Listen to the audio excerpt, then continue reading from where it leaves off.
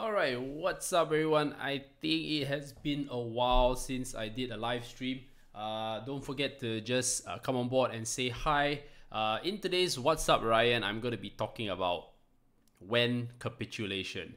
Now, the thing about capitulation is that we anticipate, at least at CG, that there might be a correction at some point because we ran up a little bit too quickly in a very short span of time from the $4,200 mark to 5,000, I think 300, and then after that now we seem to be very stable, but the volume has not been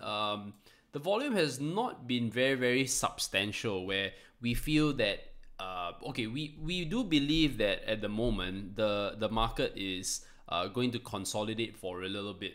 And the whole idea is that, hey, morning guys. Morning Bob, morning Flea. See, the thing is, we have to see the history of what Bitcoin does. And so far, unfortunately, every time there is a somewhat parabolic movement, there is always a very significant correction, which is the one we had in the whole of 2018. So that's a given. By the way, do me a favor. Right now, right, if I hope the audio is good, right? I hope that the audio is all right, where you can hear me clearly, or do you feel that there's quite a bit of echo? Now, obviously, because this is a different setting from the usual place that I'm always streaming from. So usually I can stream from the office or my other home, and this is another home. So right now, I'm just wondering how's the audio like. So feel free to let me know if the audio is a little bit off or you can't hear me very clearly. And I just got the internet kind of working a little bit better, so I'm not very sure. The internet is from ViewQuest, so not too bad so far. I think it has been performing pretty well, but at the initial stages I did have a bit of drops here and there. Anyway, just let me know in the comment section or in the chat if you can't really hear me well. But if you can hear me well, just let me know. Okay, so as I was saying, I think the current space at the moment, I don't really see fundamentally anything exciting that's going to be happening in the next few months. To me, everything just feels the same except for price movement. In terms of what's been happening from what we are doing is that we notice that there are more companies that are focused on custodial services, and at the same time there has been a little bit of interest in investing in blockchain companies. But I think in terms of the overall funding or the success rate of the funding has been kind of lackluster. It has dropped dramatically, as in no one's really very hyped up about investing in the private equity space when it comes to blockchain. I think that has been way overplayed back in 2017. So now the current private equity space has been very quiet with regards to anything that is blockchain related. What we do see, however, is that the existing companies within the space that have already proven themselves are able to probably go for further rounds of private equity investment and build up their valuation of the company, which is a good thing. This just goes to show that the market is smartening up, or at least the VCs are looking towards companies that are, although they're not going to be able to get in early like the time that they did, but right now they're probably investing in the existing companies that we all know, right? And then from then what happens is that helps out in the continuity of the company, and at the same time it also helps out in the continuity of any kind of progress developments. As you all know, any kind of startup funding is very important, right? It helps to hire better talent. I think that's number one. It helps to push for various marketing efforts and whatever kind of community development, workshops, all that. These are important factors. But if you ask me from an investment standpoint, or at least trading standpoint, what has changed? Nothing much. I really feel there's really nothing much. It's just basically repackaging various things. So for example, you have Prime, you have Launchpad. Well, it's okay. It is just another token sale event, in my opinion. Are the projects significantly different? Are they bringing something new to the plate? Well, you have always those little variations, which I find it's still too early. It's really, really still too early. So the only thing that I can really talk about in this episode is really how Bitcoin is going to move. So let's go to the charts. Okay, so all right, so guys, all right, so yeah, hey, thank you so much, man. Okay, so right now, in terms of the price, okay, let me just talk about my thoughts first. Okay, so we are going to probably see some resistance, right? For sure. Probably at the 5,700. Okay, so why? Okay, so 5,700, which is around the corner, 56 to 57, right? We will probably see some kind of resistance, right? But the main resistance will definitely be at 6,000. Okay, and it depends on how long it takes to reach there. As we all know, every time when there's a very strong buy up, there's always a very nice correction, but we do not know. It may be 10%, 20%. Nobody can predict that. And it all boils down to, why are people even willing to buy up from this price to this price, right? Which is the current 5.3 all the way until 6K. Like, why? So there will be a few reasons. One is there is a genuine need for it. Well, need in a sense that there is a speculative need. So what is that speculative need? Firstly, we all know from a consumer standpoint, there are efforts being made by more of Bitcoin Cash, not so much on Bitcoin, of having more merchants available in the market. I think those who are in the space long enough have always heard the same old grandfather story. But you know what? That part is always still lagging behind. Then there's so-called a better Bitcoin, where once the Lightning Network comes in, it's going to facilitate better, faster transactions that are cheaper. Okay, so you have your alternatives like Litecoin and Bitcoin Cash kind of providing those aspects as well. Then there are the developers that are planning to build Bitcoin better. So you're going to have that continuation of this value transfer war. Okay, but why buy up so much Bitcoin? So there was the talks about a very huge whale buying up, or a number of whales collectively buying up. Okay, that's an old story. But what's the real thing about supporting it at this price? I don't know. There's really no reason as of now. Like I said, BUCK is still delayed. It's been delayed for the longest time. SEC is still very, very much restricted to, or at least they're focused on restricting the growth of this whole space. At the moment, I think they are waiting for the proper partners to build the custodial services, provide insurance, the proper licensing and regulatory framework to kind of have surveillance on the people who are transacting in cryptocurrencies. At the same time, is there a proper way to make sure that whenever they are transacting in crypto, and if they make any gains, will people declare taxes? I think all these things are still very much still in play, and these are the hurdles. So I don't see the price really sustaining. I'll be very honest. I mean, we all went in at 3,200. We were kind of happy when it finally crossed 4,000 very comfortably. But since the run up is not like a very, okay, let me just go through. So since the run up, right, is once again a parabolic movement, right? Any kind of parabolic movement that goes up, and as you can see, the volume is, if you look at the histogram here, right, the volume is actually coming down, right? It's more of coming down and not really sustaining itself. So what I anticipate is probably another movement downwards, and then we'll see how it goes. Usually whenever it goes this way, right, it never sustains itself. then you will have all your altcoins bleeding very badly. And then yeah, I mean, right now anyone who is trading for satoshis obviously is not having a good time, because as Bitcoin turns bullish, we all know that the altcoins will suffer, and your US dollar value goes up. Not necessarily, right? As long as BTC continues to be bullish, your the volume will be sucked away from altcoins, and everything will start going into Bitcoin. But if you notice, the old coins that are kind of built from the Bitcoin blockchain, like Litecoin, EOS, I'm not sure. EOS seems to be doing pretty well, and EOS is a ERC20 token, by the way. And Ethereum is kind of doing okay. It's about $178 to about $180.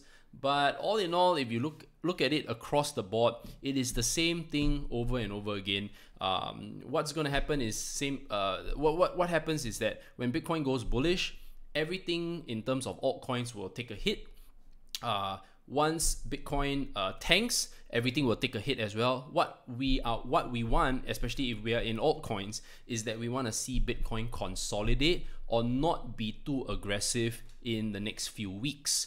But like I said, where's the capitulation? So let's go to a previous timeline. Okay, that will be the best to kind of give you that gauge. So let me extend and we want to have a very huge run up. That will be a fair point. Okay, and I'm using Bitstamp if you're wondering. So the current chart that I'm showing you is back in 2013. So that was when Bitcoin was $126 or so, right?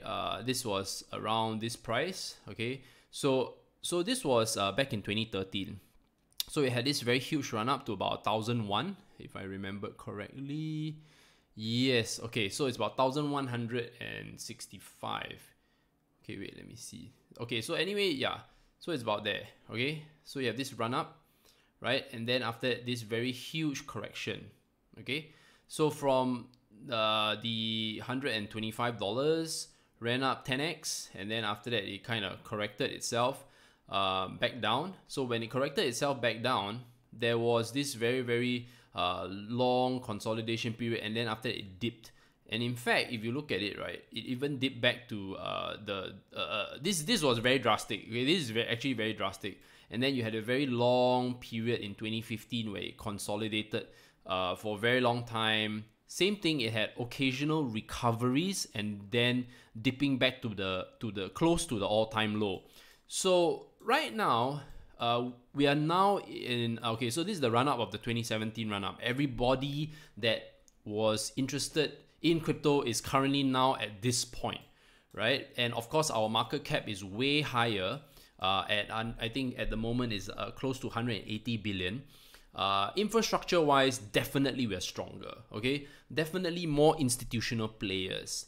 And when we have more institutional players, obviously we're going to we're not going to have this crash back down to $1,000. Okay, I think that's a bit foolish, but could we retest 332?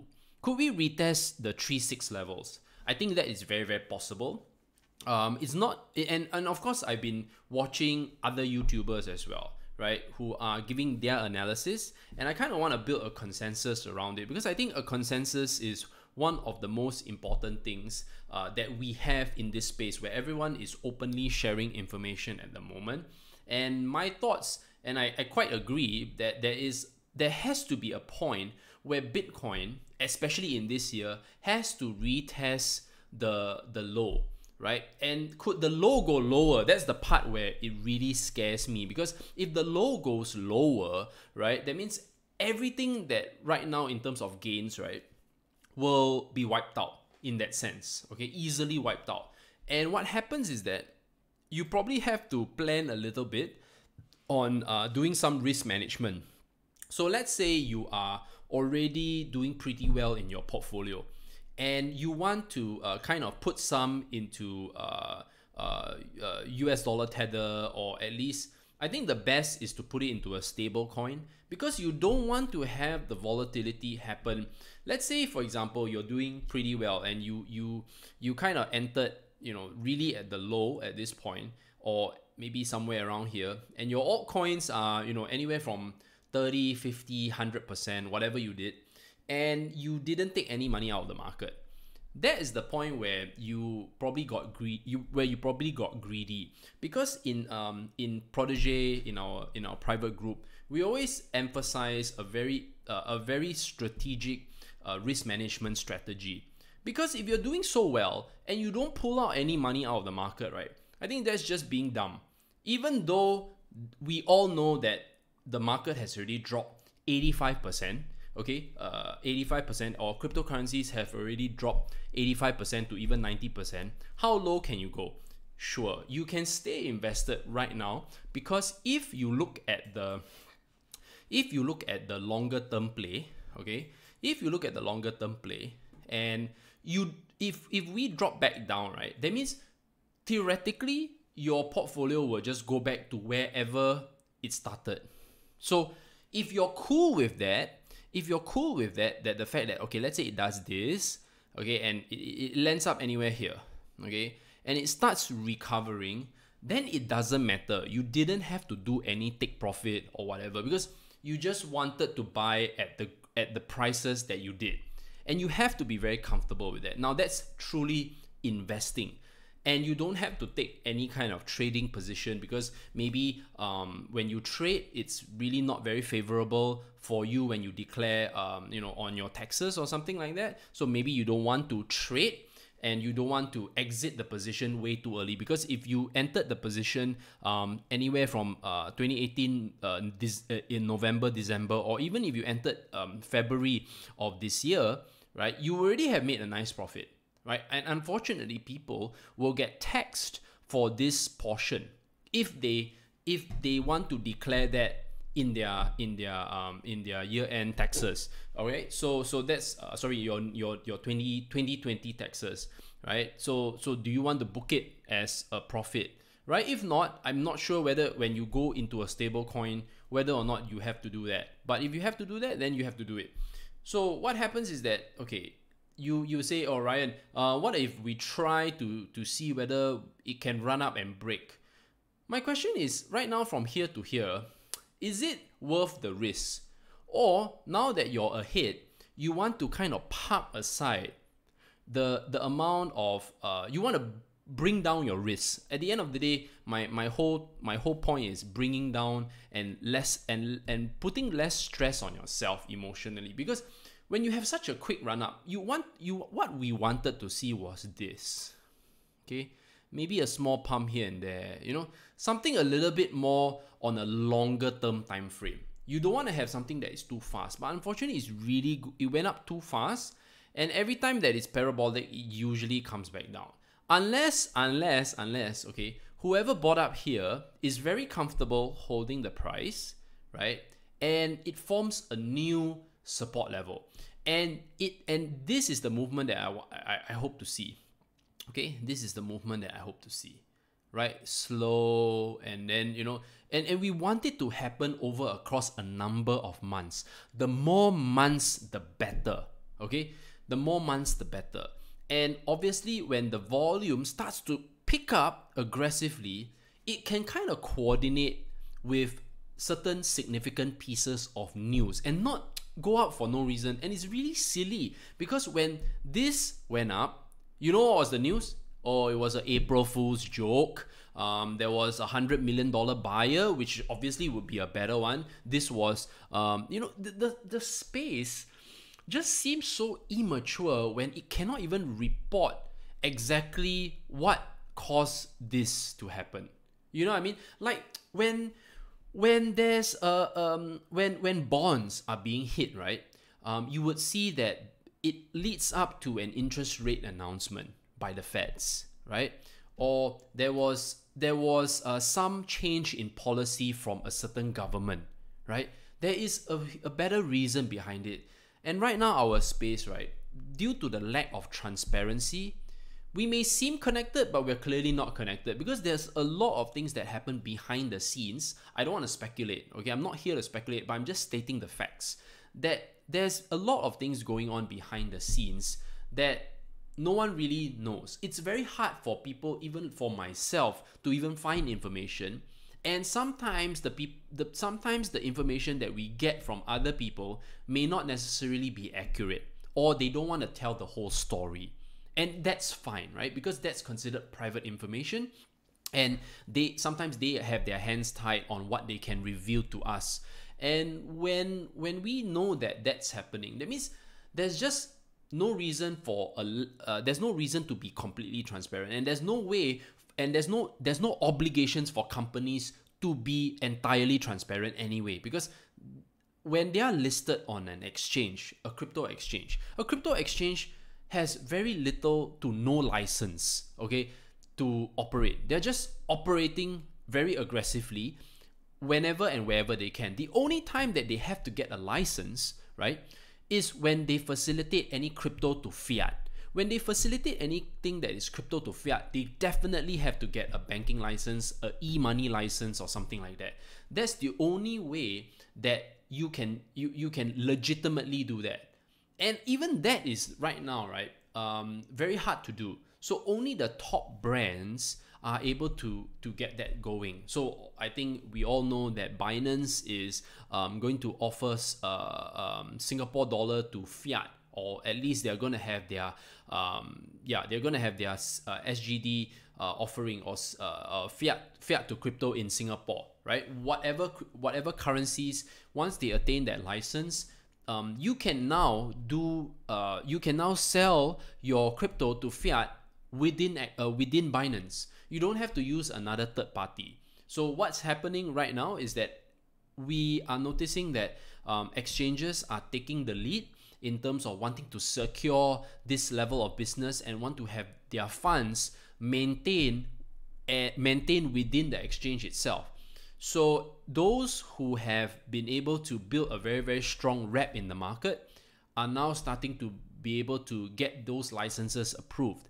And what happens to the smaller players? Definitely their business is going to be threatened, because if you are so-called a fiat to crypto exchange, you tend to have very limited cryptocurrency pairings, okay? But I think like Coinbase, Binance, even Huobi doesn't have a crypto to fiat at the moment, which I find quite interesting. The only way that you can do crypto to fiat via Huobi,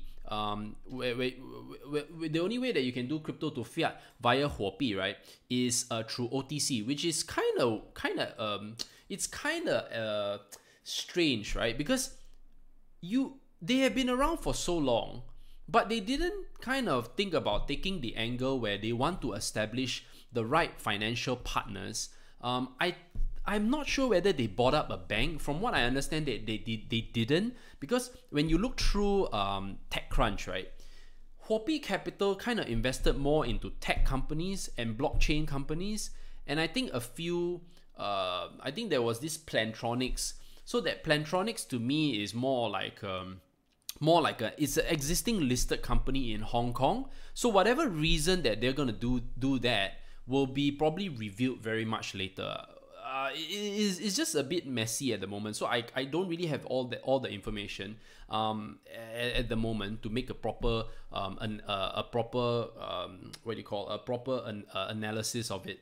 But right now, that's what you're seeing, right? So the moment you have all these things under one roof, the exchanges will have all the business. In fact, all the business. The smaller players are gradually pushed away, because right now, if you think about it, right, you all are all talking about Binance. You all are either talking about Binance, OKX, Huobi. But after that, you're going to narrow it down, because I want things to be easy, right? So the only thing that you probably want to take care of is whether you want to store your crypto in a ledger. For example, like say you don't want to have it on an exchange. Let's say you're very worried. You still don't trust that Binance has the high level of security.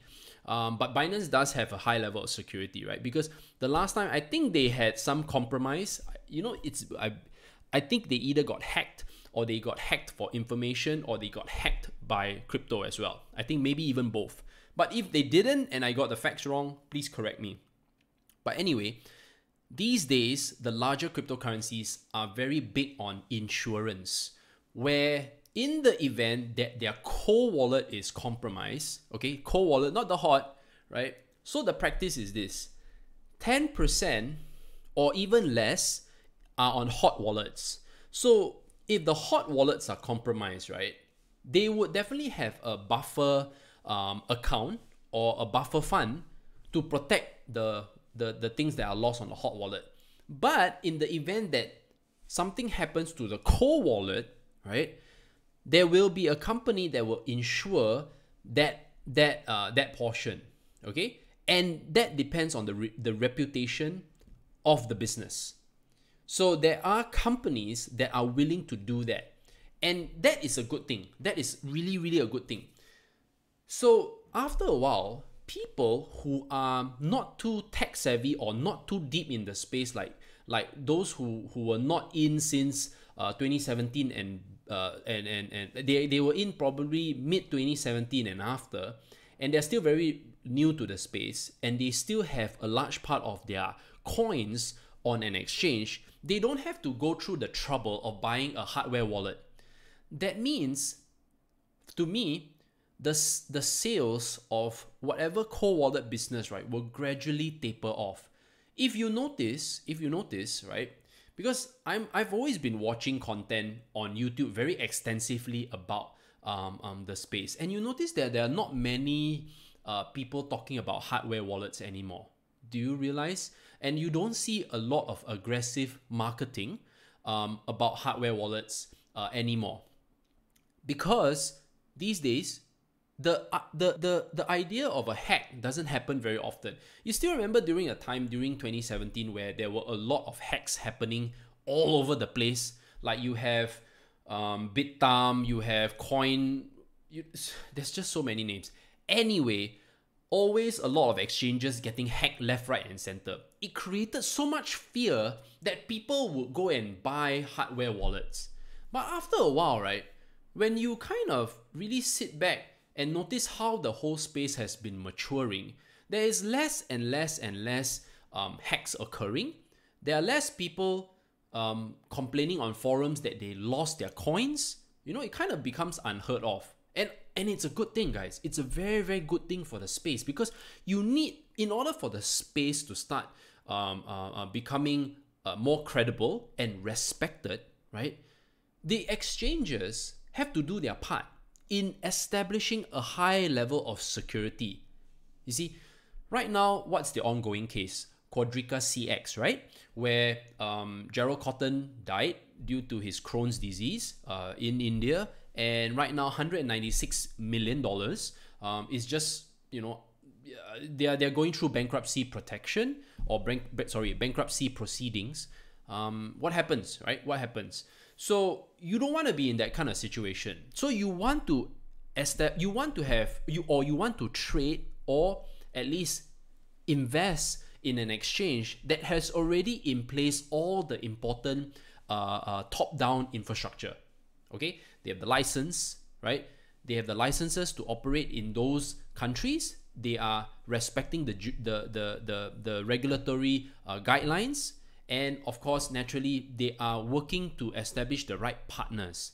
You have your custodial services, you have your security, right? Custodial security, insurance, and of course your fiat to crypto. The moment you have all this in place, right, and you have a very good system that obviously has been stress tested multiple times across quite a long period of time, eventually, right, you just want to have everything all in one.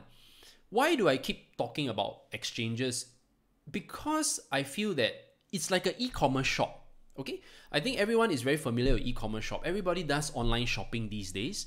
Whether you're a gamer where you go to Steam and buy games or whatever you use. Okay, I haven't bought games in a long time, but let's say Steam. It's an all-in-one, right? You go there, you look through, you browse, you can even see trailers about it, you can read about it, and then if you like it, you buy, right? You can even gift Steam tokens or Steam credits to your friends. You can even buy games for your friends for their birthday, right? Stuff like that. So when all these things are done, and by the way, remember there was an episode where I kind of did an episode about the possibility of exchanges actually not just offering tokens but asset-backed representations of stuff, where it could be buying gold, right? Buying property, buying works of art. I think that part gets very, very exciting. Now, whether is it done on a decentralized manner or centralized manner, I think it doesn't matter. But that option is definitely open because we are interested in investing and trading. Okay, this falls in that realm. But if you notice, e-commerce is a one-way. At least if you're not someone who is an Amazon affiliate or you're AliExpress affiliate, right? You see, those folks are interested in making money. So naturally, they will see what's available, what's the top selling, and then they will create a little platform within AliExpress or within Amazon. Well, they don't have to. Well, they have to create a website or another, or Shopify or whatever, and start selling that. So I noticed that exchanges right now are kind of building themselves around that possibility. Now, whether it happens or not in the future, that is the interesting part, because that is going to jeopardize a lot of the existing businesses in a way. Okay, just imagine this from an exchange. Okay, let's just say exchange for now. Let's not talk about crypto exchange. Let's just talk about from an exchange. Right now, you're able to buy insurance with your crypto. You're able to buy a property. When I say buy a property, means that you're gonna bypass the broker, and you see a number of listed properties. Okay, let's assume Decentraland is a representation of existing real world land, and potentially when those developers start building, when they actually build the actual physical site, right, that representation is on Decentraland, for example, just to illustrate. And from there, you can actually buy a portion of the unit, the whole unit, or the whole plot of land if you're really rich. Okay, and all these listings are just a tab away. Isn't that very, very exciting? Recently, there was an auction for the Rolex Daytona, the very first Rolex Daytona that was owned by Paul Newman. It's a stainless steel Rolex Daytona Cosmograph, right? And right now, how is that auction being done? It's done all the way in Switzerland, okay? And only the top auctioneers, right, are able to kind of attend that particular event, right? I think obviously if you're there, you can attend it. And what happens is that watch sold for 15.5 million US dollars, right? The starting bid was 1 million. It pushed up to 15 million, and so on and so forth. What was the likelihood of you ever having a chance to own that?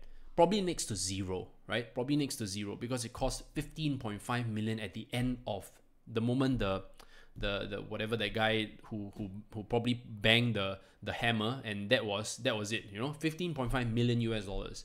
But imagine having that opportunity to do all that. So maybe just to give you a kind of a actual case, I think those who were part of the World of Warcraft, right? At least, or if you played World of Warcraft, there was a point where you could actually auction your items or whatever you created, especially if you were some kind of specialized craftsman and whatnot. You can put up your item and then you put it up for auction. So all these things, right, could potentially also be integrated into an exchange.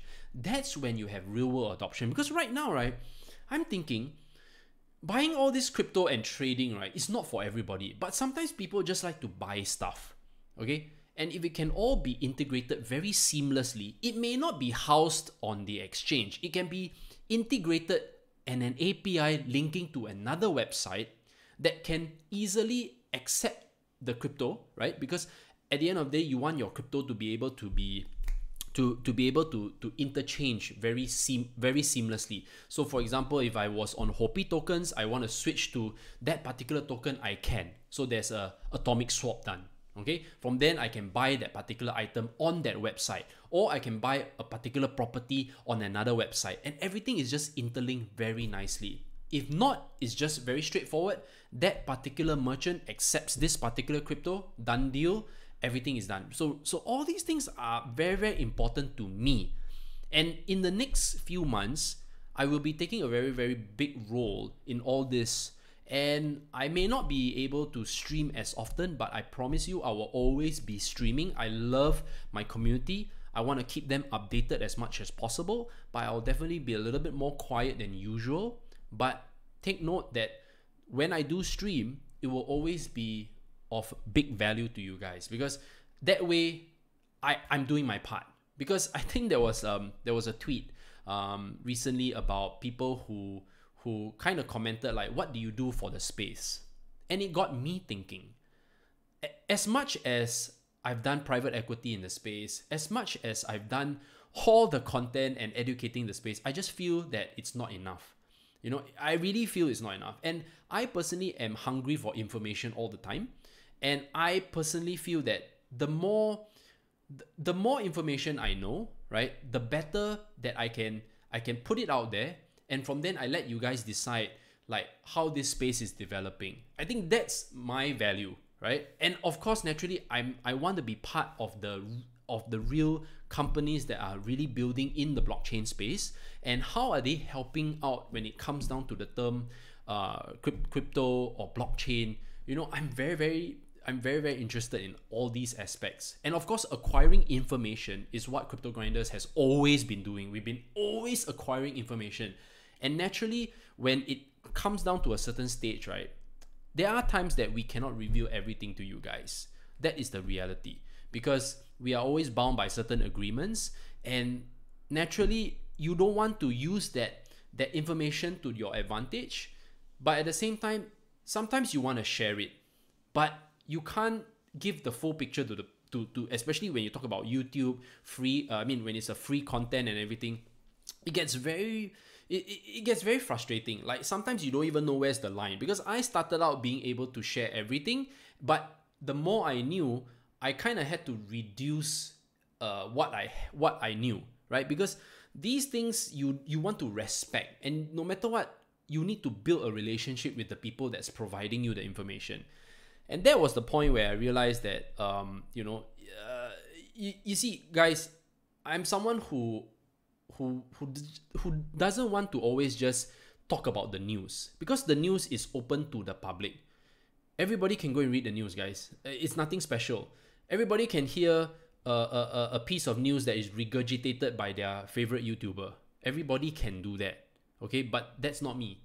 For me, I've always wanted to build bigger things. I've always wanted to, be able to really dive deep into the space. And when I say dive deep, right, that's why I've dedicated practically every single waking hour always building relationships with the people who are the most influential in the space.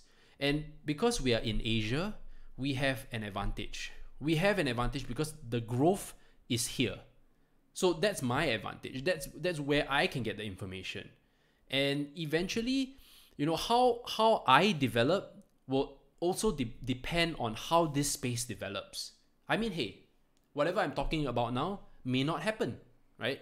But seeing the way the type of people, right? Like, when I stepped in 2017, compared to now, the type of professionalism, or at least the type of professionals that have come in, has changed drastically, really by leaps and bounds, okay? And that is the part where I realized that, wow, this space is real. Because the number of people that we've interviewed, just go and check out our channel, man. The number of people that we've interviewed and the type of people that interviewed, right? Previously, they were not in the space, but now they are. So would someone, for example, take the people who are now creating crypto hedge funds? Do you think for a minute would they jeopardize their 10-year, 15, 20-year career in traditional capital markets to step into this space if it wasn't real? Do you think those people would do it? Maybe someone like me, being younger and more adventurous, yeah, sure, I do it. But I wouldn't be stupid enough to jeopardize my whole family and my reputation by jumping into something that was just a fad, would I? So take note, guys. You guys are actually pioneers already, because you guys decided to take the leap even before these people, right? We did it together, if you think about it. So that's the beauty. You are a pioneer. And if you regard yourself as a pioneer, all you have to do right now is identify what would be the next Amazon. I'm being very serious, guys. What would be the next Amazon?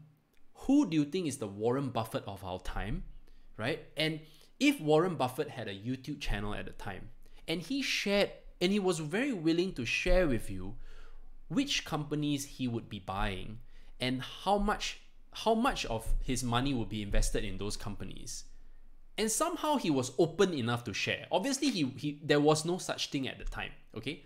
And even till now, whenever he makes a declaration, the deal was already done. But right now, we have this opportunity where I can say, hey, if I bought this particular company, I'm able to share it. I'm able to share it. You get the information faster, right? You get the information faster. So what's the risk here?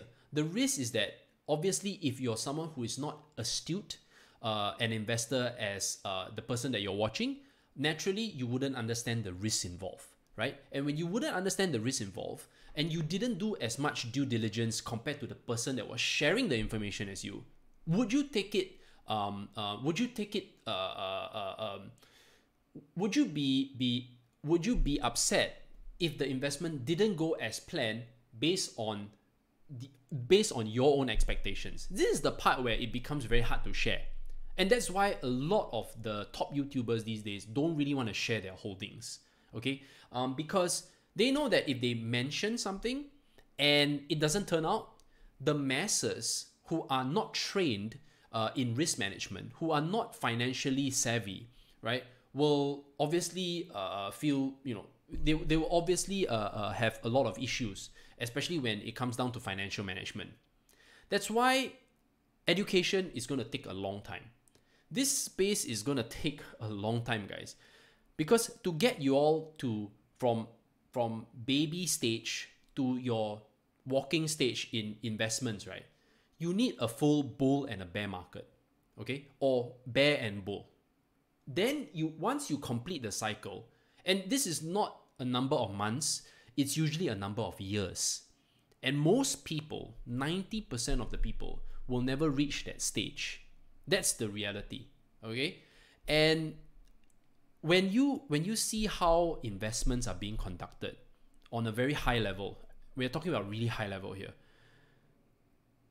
the kind of investors that you meet on a day-to-day compared to the retail, right, is such a large gap that the questions that are being asked, and from both private and private equity investors, VCs, hedge funds, the way that they analyze the market and the way the retail investors analyze the market, the gap is vast. So that's why when I share something with you all, one thing I don't like, and I want to be very upfront, and at the end of the day, I feel that if people are able to be upfront with me, I also want to be upfront with people. If you are always thinking about fast money, okay, this space is really not for you. Because although you think that you can make a lot of money very quickly with all the leverage products, nowadays there's options available, there's a BitMEX available, and I think more and more companies or exchanges are offering leverage options. If you hit it big and you got lucky doing it, that's great for you. But at the end of the day, not many people are going to reach that stage. where they're gonna get lucky all the time. 90% or 99% will not be lucky, and they usually have their accounts wiped out. Okay, that's the reality. So what happens is that there will be the few that will say that, okay, I have a system available and I'm going to be able to teach you guys how this is going to work. Sure. And out of those folks that are following this individual, 10% or less will be successful, 90% will not be successful. But if you think about it, it's the same even for investing. 90% of the people will not stay invested long enough or even make the right decision on that particular investment to really see the big money. So back to the Warren Buffett example. If Warren Buffett made a few calls and he had a YouTube channel and he shared those selections with you, okay, and you didn't know how successful he would be, okay, he's just some guy who's decently popular, sounds decently savvy, and you started watching him, okay, and his friend Charlie Munger, right, would be also on YouTube, giving you a hypothetical example. Right? Obviously now, being that they are so old, they don't give a shit about whether they make their calls right or wrong because they are billionaires, right? They don't care. But had they started a YouTube channel back then and then they shared it with everyone, there will be some investments that didn't go so well and there'll be some investments that did very well. So it's just a matter of how long you choose to stay invested, or you did your own research and you started become an astute investor yourself. Okay, so that is why my channel I wouldn't say that my channel is the fluffiest. In fact, I find it in comparison to a lot of other channels, it's less shilly than it was. It used to be pretty shilly. I gradually tapered off because I realized that's not how the way the thing works. I would attribute a large part to the channel's growth to being a little bit shilly, but I've always been very, very staunch about the risk management part. And I've always been pretty much accountable in whatever I did. So right now, when in the next few months, if I do take up a new role, I just want to say that I'm going to be a little bit more restricted in what I do and what I say. But I definitely am very much still very connected to the space. And whenever there is information that I can reveal to you guys, I definitely will do so. And like I said, Protégé Pro is always still available. We are there to provide our analysis, and it's so much easier to communicate our thoughts in Protégé Pro because it's just a more controlled environment, and we are looking for the most serious of investors and traders, and we're talking about mature investors or traders. At least even if you're new and you are someone who wants to seek that high level of information that we do, right? Perhaps that's the group for you, right? So anyway, guys, thank you so much for watching. I think I want to start doing more Q&A. That's something that I really want to do. It's very difficult to channel my thoughts and read the chat. And I do want to always read the chat, but sometimes when you guys ask me about this token, that token, honestly, I don't have all the opinions these days because I'm very, very drilled in on the main infrastructure that's happening. To me, this token, that token doesn't matter. The main thing is, where is the industry moving towards? The whole industry. I'm more concerned about that. And when I can deliver that piece of information to you, that will be more vital for you and important compared to me telling you my opinions about this particular token. If you want to have that kind of information, it's better that you go to another YouTube channel that probably, has his best interest. But I'm looking at the whole industry as a whole now. I'm focused on the whole industry as a whole now. So I may not be the best YouTuber for you, but you probably can find that information elsewhere. But I'm looking more on the risk management side and the financial aspects of this business. And I hope that at the end of the day, that will be of value to the people who are watching, and those who are creating a portfolio around cryptocurrencies. They can at least depend on this channel for their needs. All right, guys. Thank you so much for watching. Like I said, if you felt that this video was of value to you, give it a thumbs up. If not, give it a thumbs down. And last but not least, subscribe to the channel and click on the notification bell, and I'll see you in the next episode. See you guys.